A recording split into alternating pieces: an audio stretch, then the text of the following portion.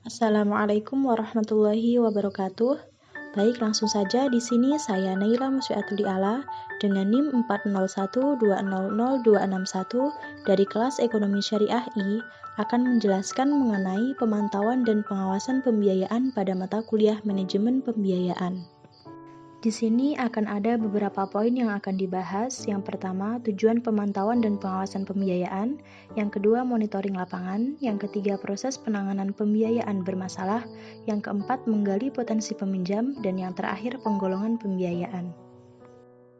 Sebelum masuk dalam pembahasan, dalam melaksanakan pemantauan dan pengawasan, Bank Syariah menerapkan fungsi pengawasan yang bersifat menyeluruh dengan mengandalkan 3 prinsip utama, yaitu prinsip pencegahan diri, prinsip pengawasan melekat, dan prinsip pemeriksaan internal. Masuk pada pembahasan poin yang pertama, tujuan pemantauan dan pengawasan pembiayaan. Di antara tujuannya ialah yang pertama, untuk menghindari terjadinya moral hazard dan penyelewengan yang mungkin dilakukan oleh oknum bank syariah maupun oleh mitra kerjasama. Tujuan yang kedua, untuk memastikan kebenaran dan ketelitian semua data yang didapat selama proses administrasi pembiayaan. Tujuan yang ketiga, untuk memajukan efisiensi dalam pengelolaan tata laksana usaha. Dan tujuan yang terakhir, untuk memenuhi kebijakan yang berlaku serta prosedur pembiayaan. Selain itu, pemantauan dapat dilakukan dengan menggunakan beberapa cara, di antaranya, yang pertama, informasi dari luar bank syariah seperti dari data laporan keuangan periodik usaha yang dibiayai bank syariah. Yang kedua, informasi dari dalam bank syariah dilakukan dengan penelitian mutasi keuangan anggota dalam rekening. Yang ketiga, memeriksa tingkat perputaran debit dan kredit pada beberapa bulan yang sudah berjalan. Yang keempat, memeriksa dan mencermati tanggal-tanggal jatuh tempo pembayaran yang dijanjikan apakah terrealisasi atau tidak. Yang kelima, memeriksa buku pembantu dan semua berkas yang berkaitan dengan data peminjaman. Dan yang terakhir, memeriksa dan menandai di laporan agar dapat diantisipasi jika ada kekeliruan yang lebih besar. Selanjutnya, poin yang kedua, monitoring lapangan. Monitoring lapangan harus dilakukan dengan tujuan untuk mempertimbangkan dan memantau efektivitas modal yang telah dimanfaatkan oleh peminjam. Dalam monitoring lapangan, hal-hal yang harus dilakukan adalah: yang pertama, membuat laporan kegiatan yang dilakukan oleh nasabah peminjam. Yang kedua, membuat laporan realisasi kerja bulanan. Yang ketiga, membuat laporan stok atau persediaan barang. Yang keempat, membuat laporan kegiatan investasi bulanan. Yang kelima, membuat laporan hutang. Yang keenam, membuat laporan piutang.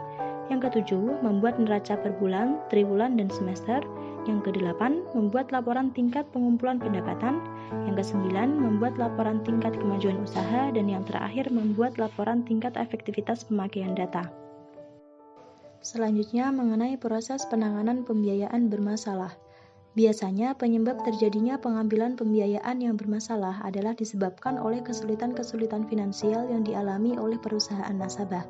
Faktor yang menyebabkan kesulitan finansial perusahaan nasabah dapat dikelompokkan menjadi dua, yaitu ada faktor internal dan faktor eksternal. Yang pertama, faktor internal, yaitu faktor yang berasal dari dalam perusahaan nasabah. Biasanya faktor yang paling dominan adalah karena kesalahan manajemen, di antaranya laporan keuangan kurang lengkap, nasabah kurang pandai dalam mengelola usaha, manajemen yang kurang rapi, penggunaan dana yang tidak sesuai dengan perencanaan moral hazrat, perencanaan yang tidak efektif, lemahnya pengawasan dalam biaya dan pengeluaran, kebijakan piutang yang kurang efektif, permodalan yang tidak cukup. Selanjutnya ada faktor eksternal, yaitu faktor yang berada di luar kekuasaan manajemen perusahaan, di antaranya bencana alam, aspek pasar yang kurang mendukung, menurunnya daya beli masyarakat, kebijakan pemerintah yang berdampak langsung, perubahan teknologi yang berdampak langsung. Di samping itu, proses penanganan pembiayaan yang bermasalah dilakukan dengan tahap sebagai berikut. Yang pertama, analisa faktor penyebab, selanjutnya menggali potensi peminjam, dan yang terakhir melakukan perbaikan akad. Baik, selanjutnya mengenai menggali potensi peminjam. Bank Syariah sebelum menentukan langkah yang perlu diambil dalam menangani pembiayaan bermasalah, harus meneliti penyebab utama terjadinya pembiayaan bermasalah. Setelah itu, kewajiban Bank Syariah untuk memotivasi dan ikut mengantisipasi terjadinya kemacetan. Bank syariah dapat melakukan tindakan untuk menyelesaikan pembiayaan bermasalah tersebut. Hal ini sangat dipengaruhi oleh berat ringannya masalah yang dihadapi oleh perusahaan nasabah. Alternatif yang dapat ditempuh oleh bank syariah adalah sebagai berikut. Yang pertama, apabila pembiayaan tersebut masih dapat diharapkan dapat berjalan kembali, maka bank syariah dapat memberikan keringanan penundaan jadwal angsuran atau rescheduling. Yang kedua, apabila potensi usahanya masih baik tetapi butuh dana tambahan agar dapat memperbaiki usahanya, maka bank syariah dapat memberikan bantuan tambahan dana. Yang ketiga, apabila kondisi perusahaan sudah tidak dapat diperbaiki lagi, maka bank syariah dapat melakukan penghapusan piutang atau pembayaran tersebut. Dan yang terakhir, apabila penyebab kemacetan adalah faktor kelalaian, pelanggaran, maka bank syariah dapat meminta nasabah segera menyelesaikan pembiayaannya, termasuk menyerahkan barang jaminan kepada bank syariah. Di sini juga dijelaskan mengenai penggolongan pembiayaan. Penggolongan pembiayaan ada 5 macam, yaitu yang pertama lancar, yang kedua kurang lancar, yang ketiga diragukan, yang keempat perhatian khusus, dan yang kelima macet. Yang pertama, pembiayaan lancar. Pembiayaan digolongkan lancar apabila memenuhi kriteria sebagai berikut. 1. Pembiayaan dengan angsuran di luar pembiayaan pemilikan rumah. 2. Pembiayaan dengan angsuran untuk pembiayaan kepemilikan rumah. 3. Pembiayaan tanpa angsuran atau pembiayaan rekening koran. 4. Cerukan rekening giro. Yang kedua, pembiayaan kurang lancar. Pembiayaan dikategorikan kurang lancar apabila memenuhi kriteria di bawah ini. 1. Pembiayaan dengan angsuran di luar pembiayaan pemilikan rumah. 2. Pembiayaan dengan angsuran untuk pembiayaan pemilikan rumah. 3. Pembiayaan tanpa angsuran. Yang terakhir, pembiayaan yang diselamatkan. Selanjutnya nomor 3, pembiayaan diragukan. Pembiayaan dikategorikan diragukan apabila pembiayaan yang bersangkutan tidak memenuhi kriteria lancar dan kurang lancar, seperti tersebut pada kriteria lancar dan kurang lancar, dan tetapi berdasarkan penilaian dapat disimpulkan bahwa 1. Pembiayaan masih dapat diselamatkan dan gunanya bernilai sekurang-kurangnya 75% dari hutang peminjam, termasuk bagi hasil atau profit margin. Yang kedua, pembiayaan tidak dapat diselamatkan tetapi gunanya masih bernilai sekurang-kurangnya 100% dari hutang peminjam. Pembiayaan yang nomor 4, pembiayaan macet. Pembiayaan dikategorikan macet apabila 1. Tidak memenuhi kriteria lancar, kurang lancar, dan diragukan. Nomor 2, memenuhi kriteria diragukan tersebut tetapi jangka waktu 21 bulan sejak digolongkan diragukan, belum ada pelunasan atau usaha penyelamatan.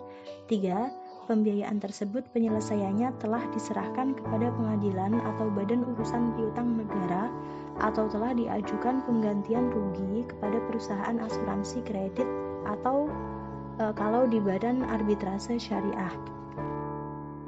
Di samping itu juga dijelaskan mengenai penyelesaian penanganan pembiayaan dilakukan sesuai dengan kolektabilitas pembiayaan sebagai berikut. Yang pertama, pembiayaan lancar dilakukan dengan cara 1. Pemantauan usaha nasabah. 2. Pembinaan anggota dengan pelatihan-pelatihan. Berikutnya, pembiayaan potensial bermasalah dilakukan dengan cara 1. Pembinaan anggota. 2. Pemberitahuan dengan surat teguran. 3. Kunjungan lapangan atau silaturahmi oleh bagian pembiayaan kepada nasabah. 4. Upaya preventif dengan penanganan rescheduling, yaitu penjadwalan kembali jangka waktu angsuran, atau reconditioning, yaitu memperkecil margin keuntungan atau bagi hasil. Selanjutnya, pembiayaan kurang lancar dilakukan dengan cara 1. Membuat surat teguran atau peringatan. 2. Kunjungan lapangan. 3. Upaya penyehatan dengan cara rescheduling atau reconditioning. Yang terakhir, pembiayaan diragukan atau macet dilakukan dengan cara yang pertama rescheduling, yang kedua reconditioning, dan yang terakhir dilakukan pengalihan atau pembiayaan ulang dalam bentuk pembiayaan al-qardul hasan. Baik, mungkin itu penjelasan dari saya. Jika ada lebihnya, itu datangnya murni dari Allah. Jika ada salah, datangnya dari saya. Cukup sekian yang dapat saya sampaikan. Semoga bermanfaat. Wallahu muwaffiq ila aqwamit thoriq. Wassalamualaikum warahmatullahi wabarakatuh.